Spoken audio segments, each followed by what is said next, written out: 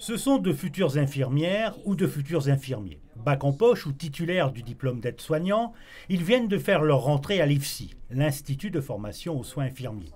Une rentrée qui s'est faite en présence, entre autres, de Didier Gammerdinger, le ministre des Affaires sociales et de la Santé. Ils sont méritants. Ils sont méritants parce qu'il y avait 9000 candidats au départ, 3000 candidats reçus dans la région, c'est-à-dire un tiers seulement. Et la moitié des étudiants que nous recevons cette année sont classés dans les 100 premiers, ce qui est vraiment exceptionnel.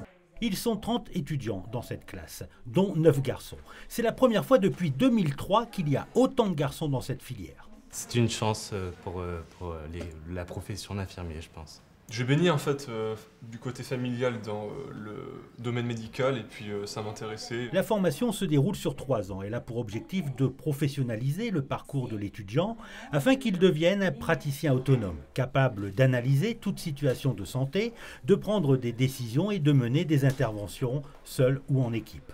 En général, nous en perdons, on va dire, entre 5 et 10% en cours de route.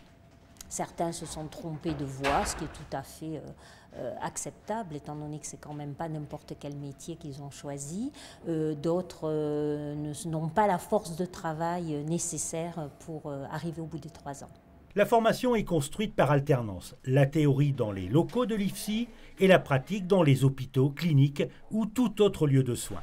J'ai toujours été attirée par le domaine du médical et du paramédical et j'aime bien tout ce qui est tourné vers l'autre et vers le soin, donc il n'y avait pas beaucoup de questions à se poser, c'était ça qui me plaisait.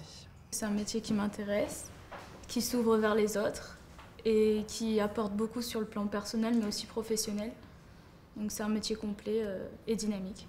Pendant les 3 années de formation, les cours sont assurés par des cadres de santé qui ont, pour 90% d'entre eux, travaillé au CHPG.